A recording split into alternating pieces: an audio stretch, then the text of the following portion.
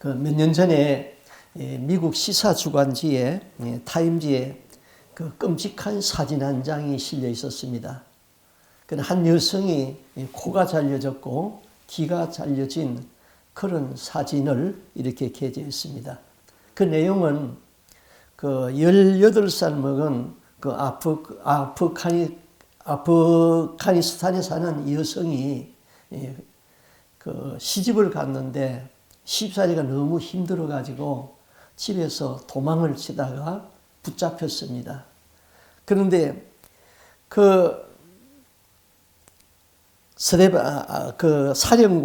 탈리반의 사령관이 그 형벌을 내리기를 코를 자르고 귀를 잘라라, 그런 형벌을 내렸습니다.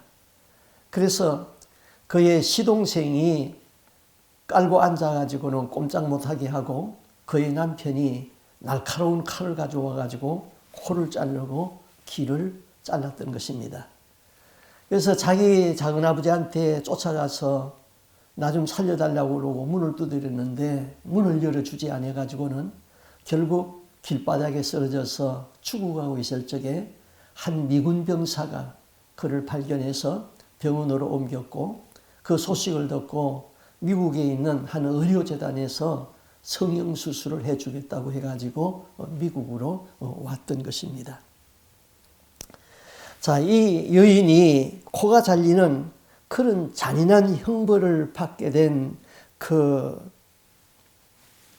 그런 종교, 그런 탈리반의 종교, 그런 종교가 이 세상에 있다 이 말입니다.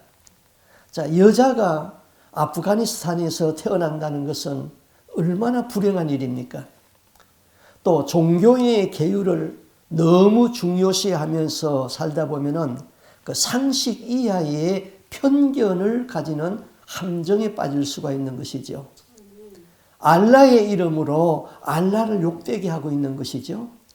자, 알라가 집을 뛰쳐나간 여인은 여성의 코를 비고 귀를 자르라, 그렇게 가르쳤을까요? 이슬람 법전을 일부 무슬림들이 잘못 해석하는 데서 오는 비극이죠.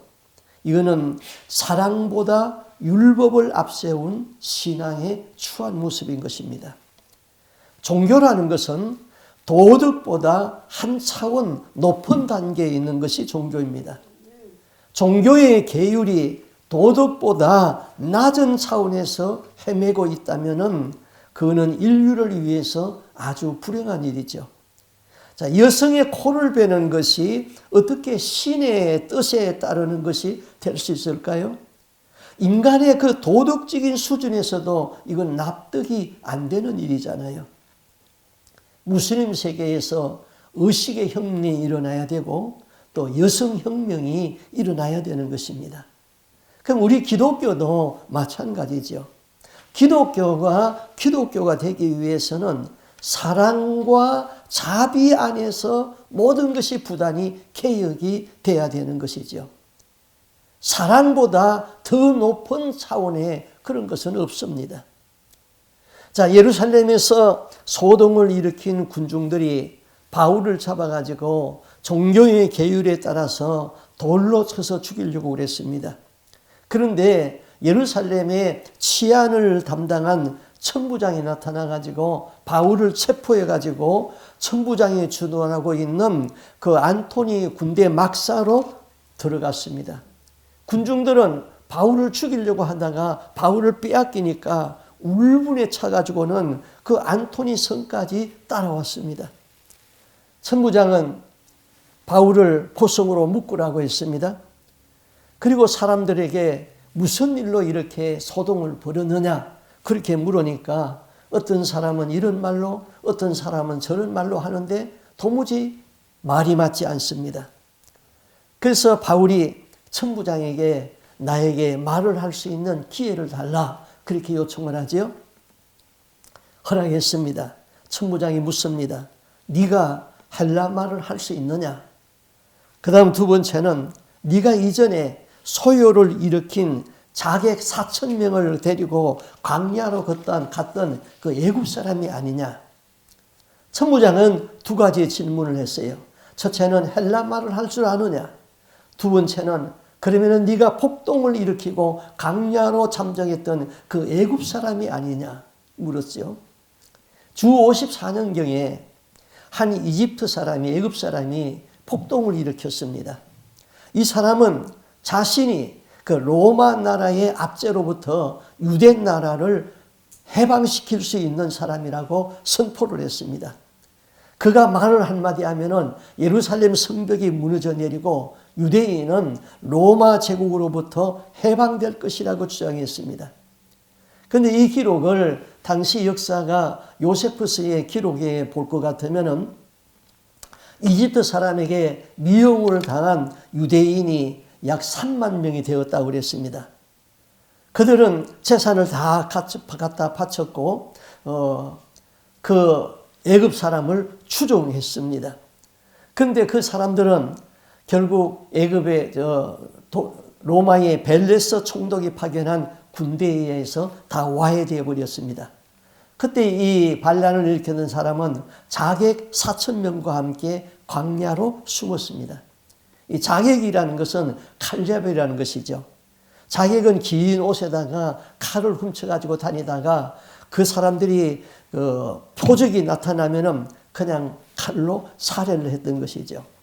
지금 바울이 선부장은 네가 그 4,000명 자객과 함께 광야로 숨었던 그 사람이 나타난 줄로 착각을 했죠. 그 사람이 아니냐 그렇게 물었습니다. 선부장이 바울에게 백성에게 말하는 것을 허락을 했습니다. 바울은 이제 청교 위에 서서 자기가 경험한 예수를 말합니다. 이 이야기는 사도행전에 무려 3번이나 기록된 그런 중요한 사건이죠. 그래서 23장 3절 이하의 말씀입니다. 나는 너희와 같이 유대인으로서 당시의 율법의 최고의 권위자였던 가말리아의 문화에서 율법을 전수하여 배웠다. 나는 하나님에 대하여서 대단한 열심을 가지고 있었다. 그때 새로 일어난 예수교에 대하여서 핍박을 했는데 사람을 죽이기까지 했다. 그 스데반을 돌로 쳐 죽이는데 가담했다는 것이죠. 그리고 남녀를 결박해가지고 감옥에 쳐넣기도 하였다. 이런 일을 한 것은 지금 있는 장로들과 대제사장들이 증인이다.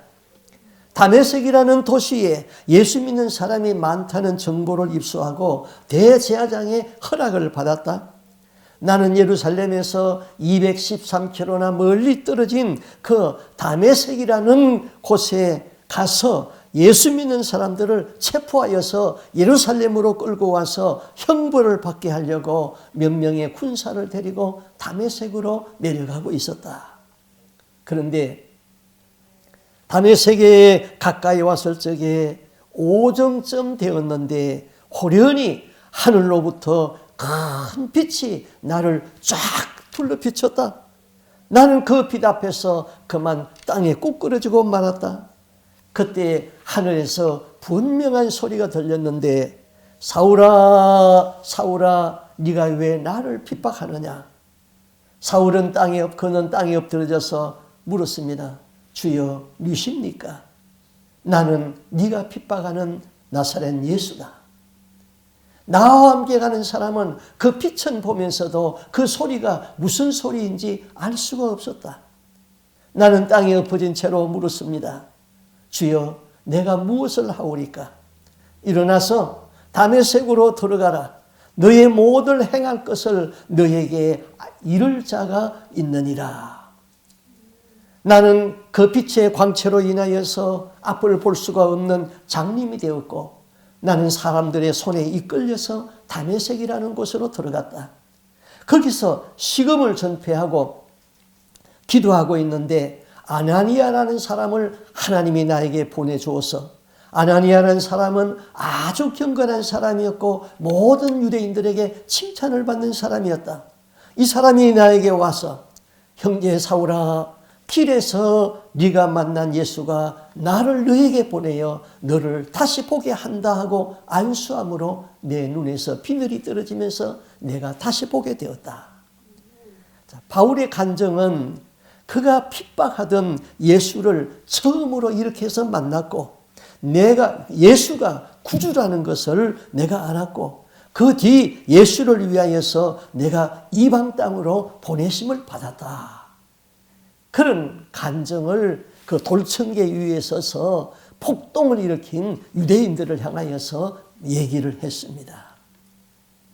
바울의 이 간증 가운데서 우리는 생각합니다.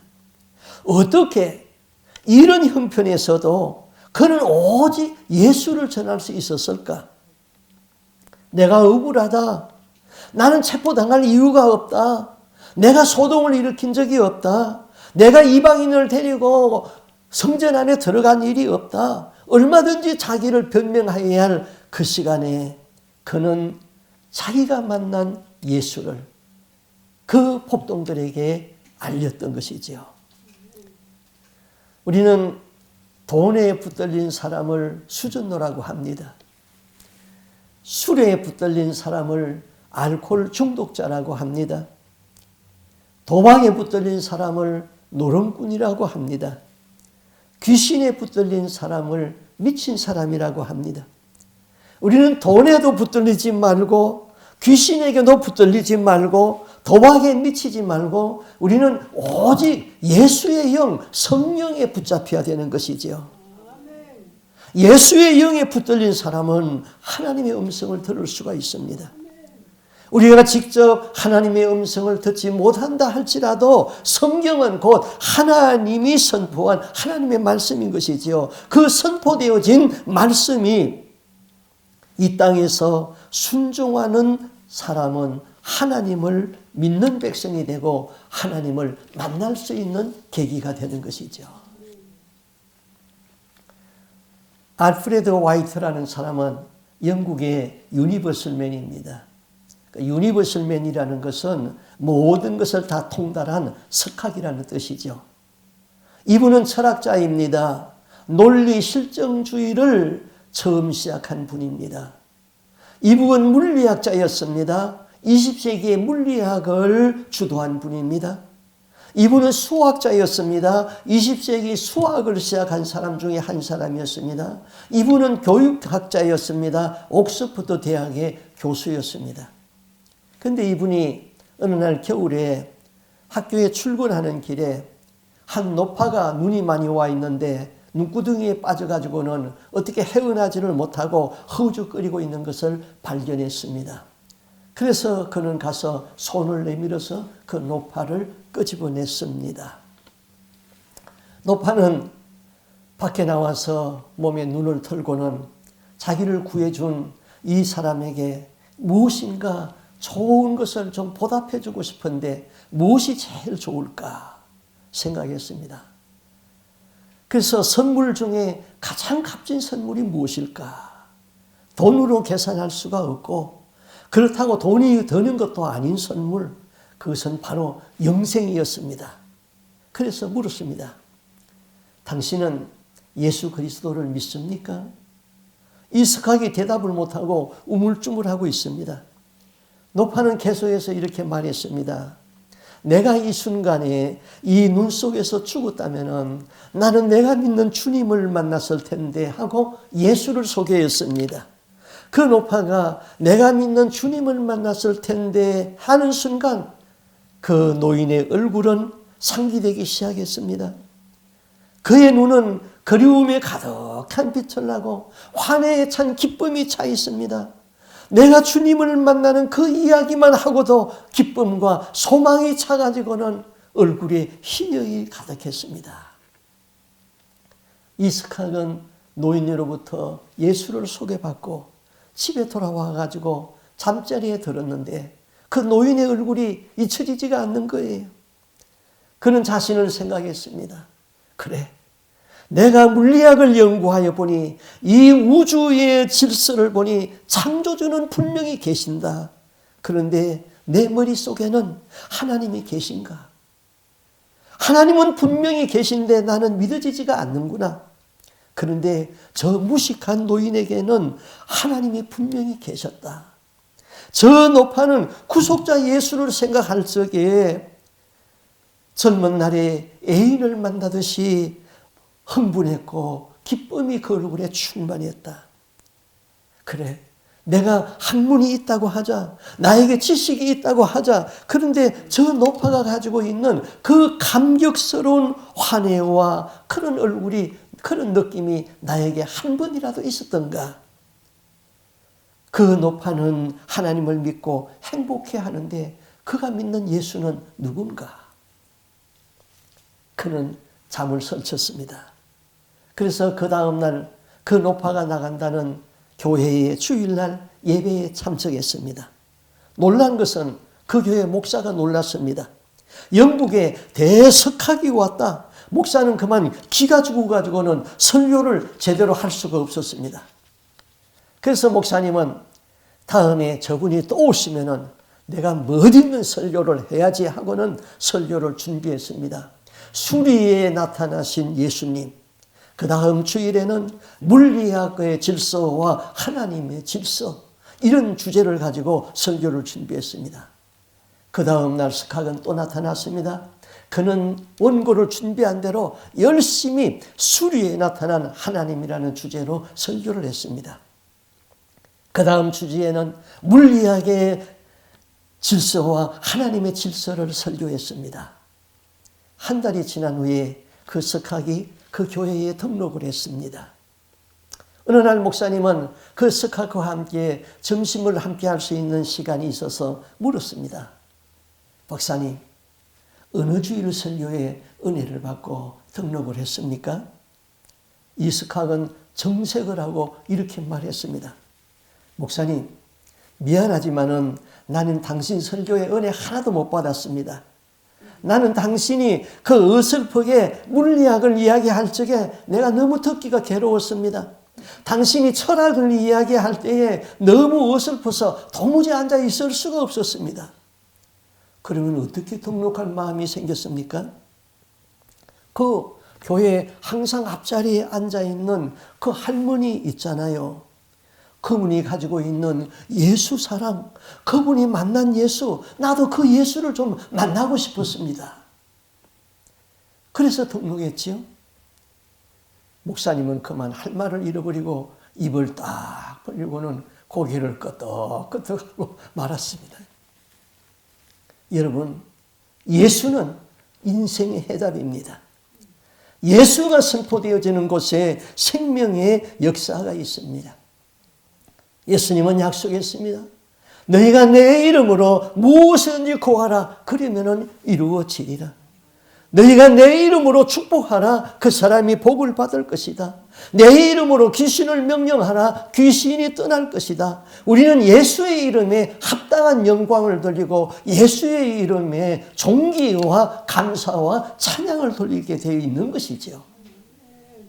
예수가 선포되어지는 곳에 죄의 권능이 깨지고 병든 자가 고침을 받습니다. 예수가 선포되어지는 곳에 하나님의 영광이 나타납니다. 하나님의 영광을 받으면 내 인생이 행복해지게 되는 것이지요. 오직 예수의 영과 함께 사는 저희들이 될 수 있기를 바랍니다. 바울은 위기 가운데서도 자기 간정이 확실했습니다. 우리는 예수 믿지 않는 사람에게 자기 간정이 확실해야 됩니다. 간정이라는 것은 자기를 자랑하는 것이 아닙니다. 나에게 나타났던 예수를 자랑하고 예수를 소개해야 되는 것이죠. 우리는 대개 간정 그러면은 너무나도 연예인들이 나와가지고 간정하는 것을 많이 들어보고 다 자기 자랑을 자꾸 하려고 그럽니다. 주님은 군내난다고 그래요. 냄새난다고 그래요. 자기 자랑하면은 성령이 기뻐하지 않고 인간 냄새가 나는 거지요. 가끔 교회에서 지도자 훈련을 하면서 간증서를 쓰라고 그럽니다. 그래서 살아온 삶에서 내가 예수 믿고 구원받은 간증을 한 5분 이내로 한번 말할 수 있도록 정리해 보세요. 그렇게 숙제를 주면은요, 이렇게 질문합니다. 아니 50년 60년 살아온 내 인생을 5분으로 설명을 하라고요? 그 1시간 주어도 다 못합니다. 자, 그렇다고 1시간 줬다고 합시다. 1시간 주서 하는 얘기가 다 자기 인생, 자기 지게에 지고 자기가 살아온 그 얘기예요. 그 얘기는 누구나 다 있는 거예요. 그런 얘기 아무리 해도 예수님 영광 나타나지 아니하지요. 예수님과 관련된 내 인생, 하나님의 말씀에 도전받았던 내 인생, 성령이 인도한 내 인생, 이 이야기 때문에 사람들이 그 이야기를 들으면 예수 믿을 마음이 생기고, 이 이야기 때문에 하나님의 영광이 나타나고, 이 이야기를 듣고 마음의 감동을 받고, 그런 것이 바로 간증 이런 것이지요. 바울은 말했습니다. 나는 과거에는 예수를 핍박하였고 다메섹 도상에서 예수를 빛 가운데서 만났고 땅에 부복한 채로 주님의 음성을 들었다. 나는 땅에서 일어났을 적에 장님이 되어버렸다. 볼 수 없었다. 그러나 아나니아라는 경건한 사람의 안수에서 내가 다시 보게 되었다. 성령의 음성을 듣고 나는 이방인의 사도가 되었다. 자, 이런 감정을 들었을 적에 그러면 청중은 깨달아야 될 것 아닙니까? 아, 우리가 이 사람에 대하여서 너무 많이 오해를 했구나. 저 사람은 돌에 맞아 죽을 사람이 아니네. 그런데 사탄은 그냥 두지 아니했지요. 사탄은 이 기회에 바울을 잡아 죽이려고 했지요. 22장 22절에서 24절 말씀을 제가 다시 한번 읽어드립니다. 그들이 듣다가 소리질러 이르되 이러한 자는 세상에서 없애버리자 살려둘 자가 아니라 떠들며 옷을 벗어던지고 티끌을 공중에 날리니 천부장이 바울을 영내로 데려가라 명하고 그들이 무슨 일로 그에 대하여 떠드는가 알고자 하여 채찍질하며 신문하라 하니. 자, 천부장은 헬라 말을 사용하는 사람이었습니다. 바울이 지금 히브리 말로 다 이야기를 했기 때문에 그 말을 알아들을 수가 없습니다. 백성이 바울의 말을 듣고 잠잠할 줄 알았는데 군중들이 이런 사람은 죽여 없애자 하면서 그들이 옷을 벗고 공중에 티끌을 날리고 그랬습니다. 이것은 그들의 분노를 지금 표출하는 방법이었습니다. 천부장은 백부장에게 바울을 채찍으로 치라 그랬습니다. 백성이 무슨 일로 소동이 일어났는지 바울을 매로 치면은 바울이 매 앞에서 굴복하고 바른 말을 하겠지 하는 마음으로 매를 치라고 그랬습니다.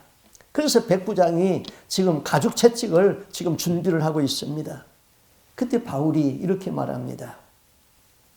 22장 25절이죠.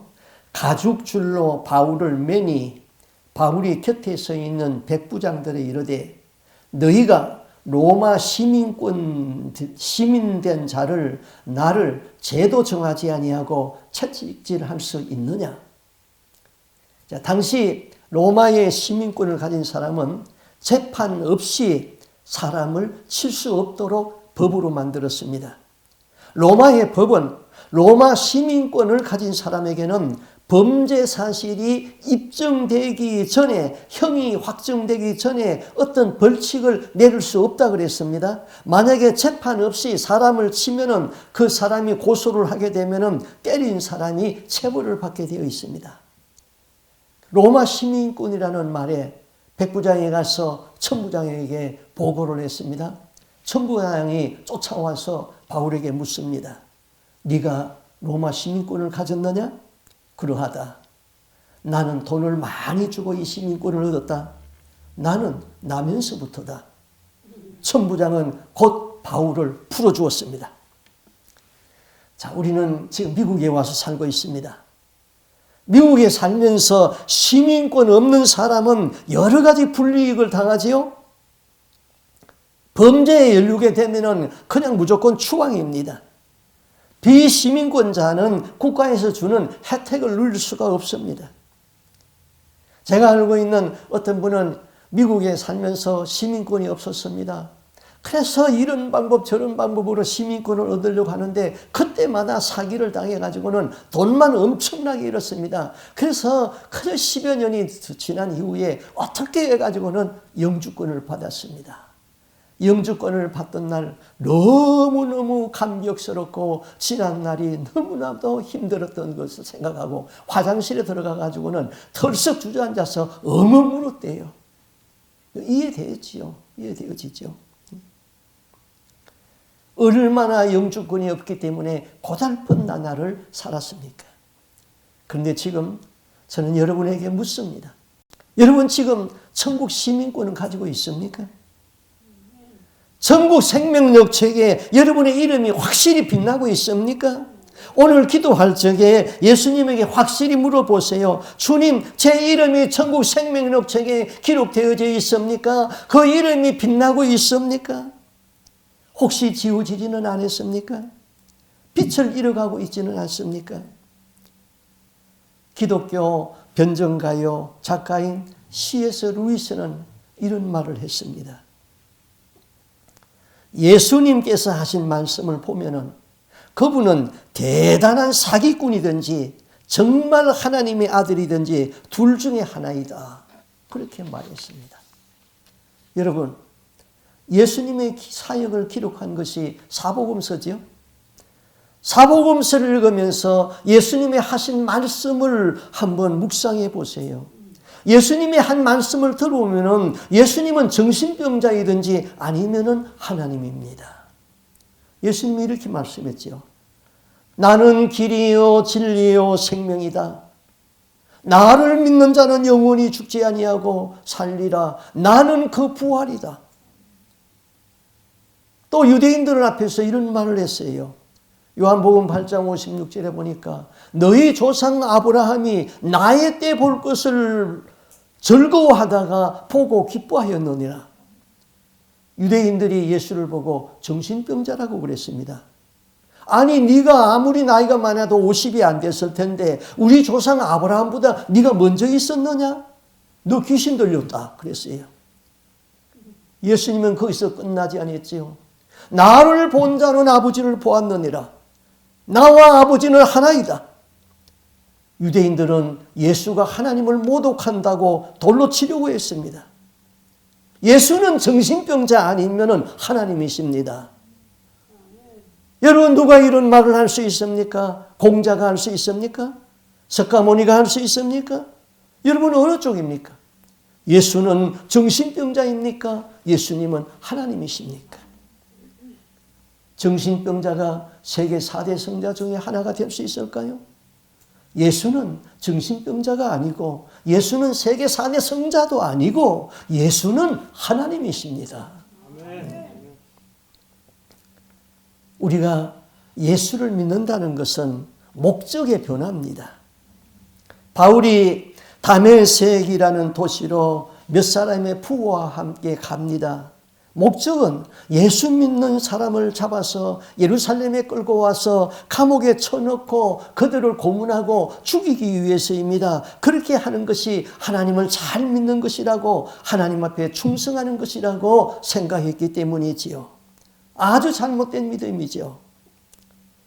바울이 앞에서 이야기했듯이 아프가니스탄의 그 한 무슬림 성도 교도처럼 잘못된 교리에 붙잡힌 것이 아닙니까?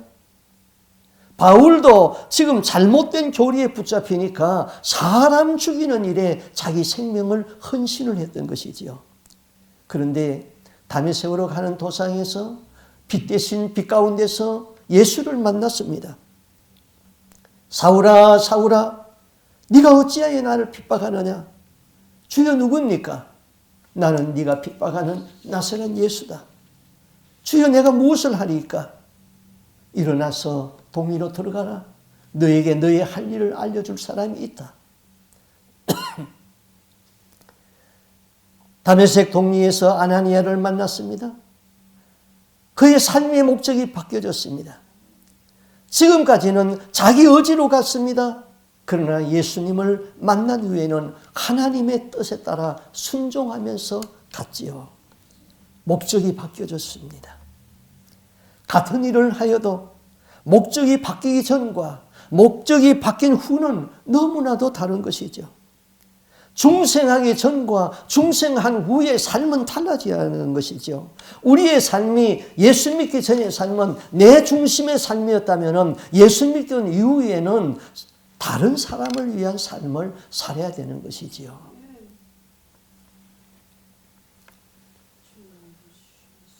조엘 올스틴의 긍정의 힘이라는 그 책에 보면은 이런 이야기가 나옵니다. 배 한 척이 칠흑 같은 어둠을 헤치면서 앞으로 나가고 있는데 갑자기 선상 시야에 불빛이 들어옵니다. 너무 놀라가지고는 긴급히 무전을 타진했습니다. 상대방에게 메시지를 보냅니다. 방향을 동쪽으로 10도로 트십시오. 곧 답신이 왔습니다. 그럴 수 없어. 당신이 서쪽으로 10도를 트시오. 화가 난 선장은 다시 메시지를 보냈습니다. 나는 해군 함장이다. 네가 항로를 변경해라. 몇 초 후에 다시 메시지가 들어왔습니다. 나는 2등 수병이지만은 그래도 내가 방향을 바꿀 수는 없습니다. 함장님이 방향을 바꾸셔야 합니다. 화가 난 극도로 심한 함장은 최후 통첩을 보냅니다. 이 배는 전투함이다. 앞으로 전진한다. 그러자 퉁명스럽게 메시지가 왔습니다. 정그러시다면 마음대로 하십시오. 여기는 덩대입니다.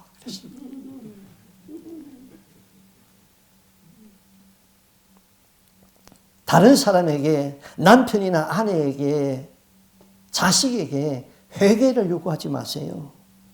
상대방의 변화를 요구하지 마세요. 내가 먼저 방향을 바꾸면 됩니다.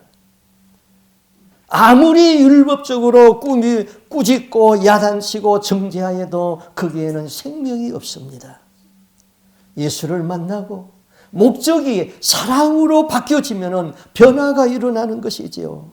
내가 사랑으로 변화지면 상대방도 변하게 되어 있는 것이지요. 하나님은 사랑입니다. 예수님도 사랑입니다. 성령님도 사랑입니다. 모든 은사의 중심도 사랑입니다. 오직 예수의 매임은 그분의 사랑 가운데서 사는 것이고 그 사랑을 실천하며 사는 것입니다. 우리의 삶이 목적도 예수가 되고 우리의 삶의 중심도 예수가 되어 살다가 땅의 장막이 무너질 적에는 그 예수님이 계신 그 영원한 천국에 다 들어갈 수 있는 저와 여러분이 될 수 있기를 바랍니다. 아멘. 기도하겠습니다. 주님, 예수를 만난 이후에는 우리의 삶의 가치가 변화가 되고 우리의 삶의 목적이 변화되게 하여 주시옵소서. 사는 것도 예수고 죽는 것도 예수고 내 삶의 중심이 예수고 내 삶의 목표가 예수가 되게 하여 주시옵소서. 주님 약속하셨습니다. 너희가 내 이름으로 기도하라. 그러면 무엇이든지 다 이루어지리라 약속하였습니다. 너희가 내 이름으로 귀신을 맹하면 귀신이 떠난다고 했습니다. 예수의 이름으로 축복하면 복을 받는다고 약속했습니다. 그 예수의 이름에 합당한 존귀와 영광과 찬양과 감사를 돌리기 원하면서 오늘도 이 자리에 와서 하나님 앞에 경배하오니 우리에게 예수 이름의 능력으로 충만하게 하여 주옵시고 예수의 사랑으로 충만해서 우리의 삶이 변화가 되고 우리의 삶이 다른 사람을 위하는 삶이 되게 하여 주시옵소서. 예수 사랑이 내 안에 충만하면 가치관의 변화가 일어나서 다른 사람에게 해결을 요구하기 전에 내가 변하면 상대방도 변한다는 것을 깨닫게 하여 주옵시고 날마다 성령과 동행하는 삶을 살기를 원합니다. 주님, 우리를 구속하여 주신 주님, 우리의 이름이 천국 생명록 책에 우리의 이름이 확실히 있는 것을 믿습니다. 그 이름이 빛나게 하시고 그 이름이 지워지는 일이 없도록 도와주시고 날마다 회개하면서 날마다 주님과 동행하면서 들림받을 수 있는 에녹의 영성을 갖추게 하여 주옵시고 술람미 여인의 영성을 갖출 수 있는 하나님의 사람들이 다 되게 하여 주시고 이후에 나중에 주님께서 공중에 강림하여 천사장의 나팔 소리와 함께 이리로 올라오사 할 적에 그 나팔 소리 들리고 그 주님의 음성이 내 귀에 들려서 다 들림받을 수 있는 거룩한 하나님의 사람들이 되게 하여 주옵소서. 이 모든 말씀 주 예수 그리스도 이름으로 기도하옵나이다. 아멘.